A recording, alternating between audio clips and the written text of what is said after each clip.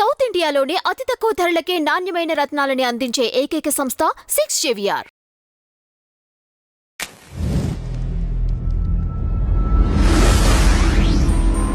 నమస్కారం నాగార్జున గారు. నమస్తే అంజీ గారు. శాసనమండలిలో లోకేష్ గారు చెప్పినటువంటి స్పీచ్లో చాలా ఆవేశంతో ఇంతకు ముందులాగా అనిపించలేదండి.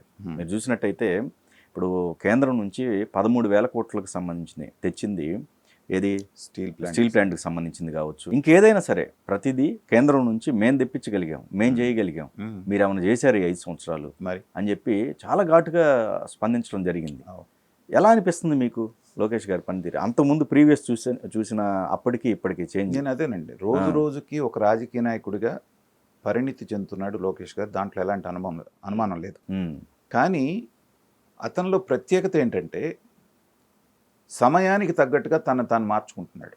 పూర్తి స్థాయి సబ్జెక్ట్ మీద మాట్లాడమంటారా 100% అతనిలాగా ఎవరు మాట్లాడలేరు అన్నంతగా రాణిస్తున్నాడు. అది నేషనల్ స్థాయి కానివ్వండి, ఇక్కడ కానివ్వండి, నేషనల్ డిబేట్స్లో కానివ్వండి, వాళ్ళకి ఇచ్చే ఇంటర్వ్యూస్లో, గ్రాస్ రూట్ లెవెల్లో ఉన్నటువంటి ప్రాబ్లమ్ని అసెంబ్లీలో ప్రజెంట్ చేయడంలో కూడా అదే పరిణితి చూపిస్తున్నాడు.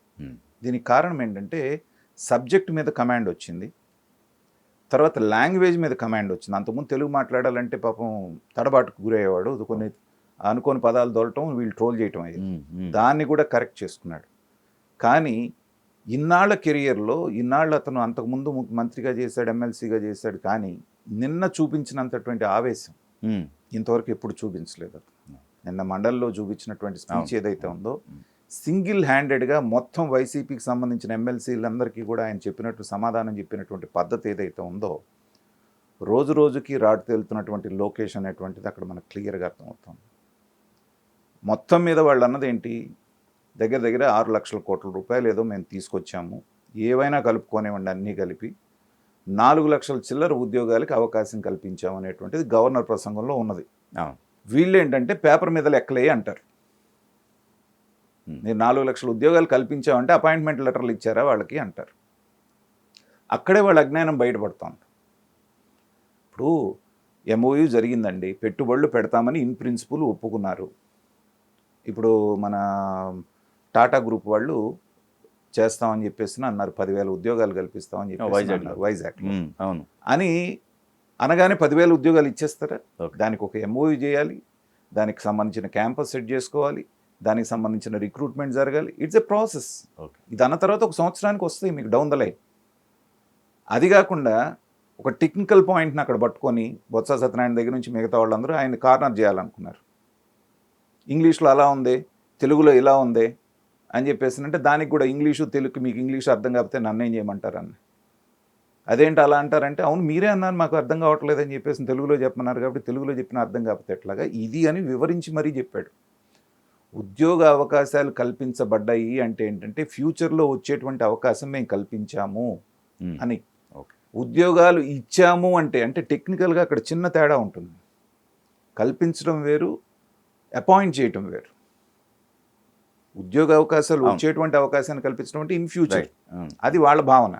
దాన్ని వీళ్ళేమన్నారు, మీరు ఆల్రెడీ 4 లక్షల ఉద్యోగాలు ఇచ్చేసామని చెప్పారు కాబట్టి అపాయింట్మెంట్ లెటర్లు ఎక్కడ? వీళ్ళు ఇంకోటి కూడా చెప్తున్నారు కదా, 2,50,000 పైచీలకు ఉద్యోగాలు తీసేశారంటున్నారు. అంటే వాళ్ళ లెక్క ఇది కదా, వాలంటీర్లు మిగతా వాళ్ళు వాటిని కలిపి కదా.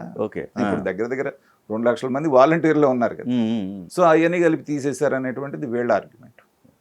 వాటిని ఉద్యోగాలు వాళ్ళకి కూడా చేయాలి కదండి, వాళ్ళకి కూడా వాలంటీర్ ఇది కూడా ఉంది. అది అవసరం కూడా లేదండి.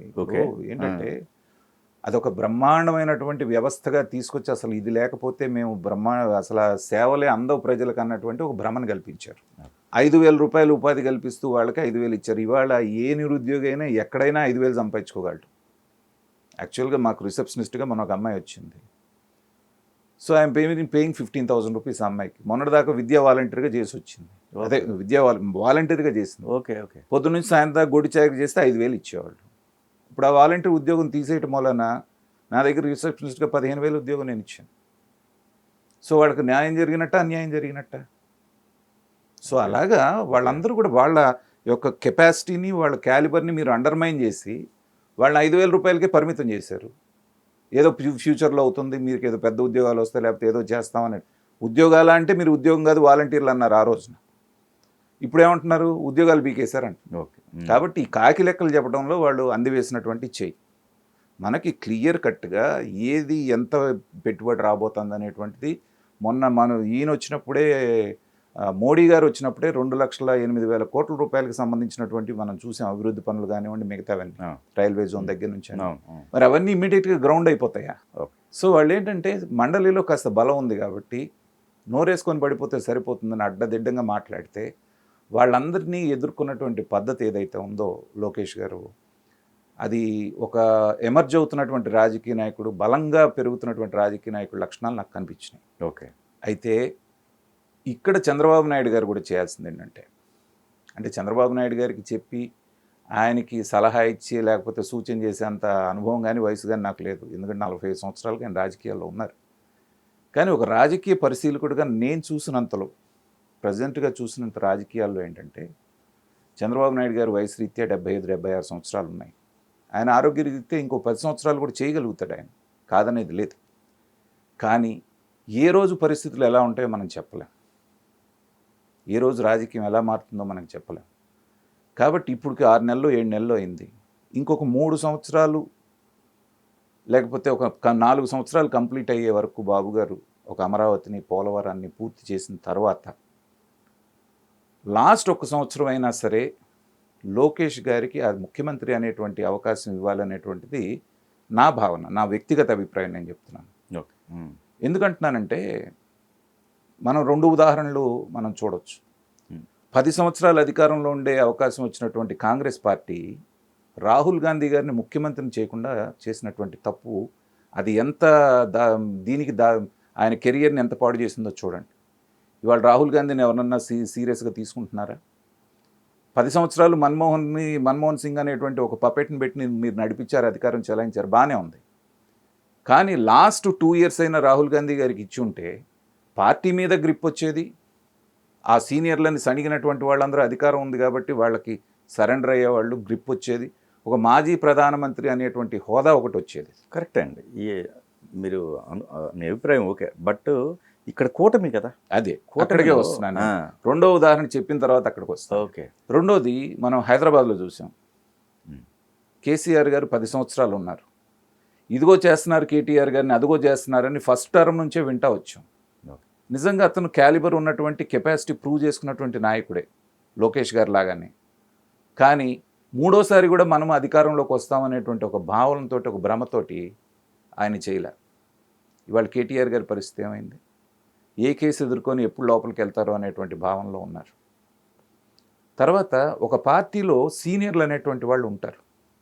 ఎంత చంద్రబాబు నాయుడు గారికి ప్రాణం ఇచ్చినప్పటికీ కూడా వాళ్ళ కళ్ళ ముందు పెరిగినటువంటి లోకేష్ గారిని పూర్తి స్థాయిలో గౌరవించడం, లేకపోతే పూర్తి స్థాయిలో మాకు నాయకుడని అంగీకరించేటువంటి ఇది పైకి అంగీకరించిన కొంతమంది సీనియర్ లోపల ఉంటుంది. మనం కేసుని నానిని చూసాం. రైట్.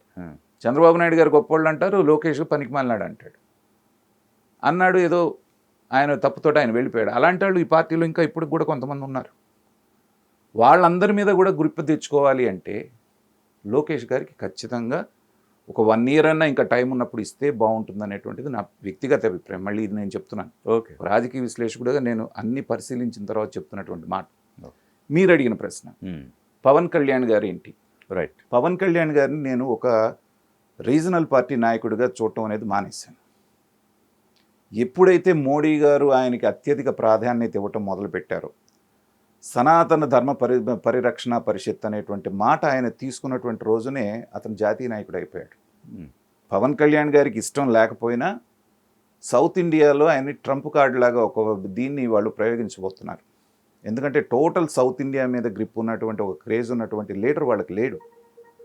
కాబట్టి ఖచ్చితంగా అతన్ని జాతీయ రాజకీయాల్లోకి తీసుకెళ్ళటం అనేటువంటిది ఖాయంగా జరుగుతుంది. ఇప్పుడు కాకపోయినా 2 ఏళ్ల తర్వాత అయినా ఒక రాజ్యసభ ఇచ్చి అక్కడ కేంద్ర మంత్రిని చేసి సౌత్ ఇండియా మీద ప్రయోగిస్తారు.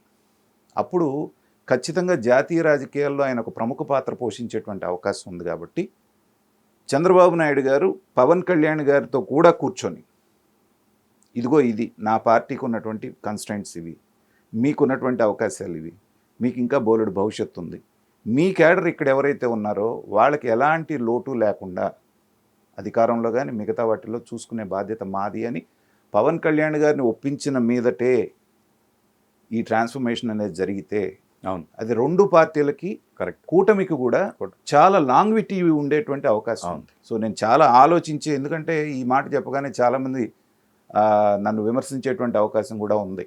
చంద్రబాబు నాయుడు గారు ఆరోగ్యంగా ఉన్నారు కదా, ఆయన ఇంకో 10 ఏళ్ళు చేయగలుగుతారు కదా అనేటువంటిది. కానీ ప్రజలు ఎప్పుడు ఎలా ఉంటారో తెలియదు.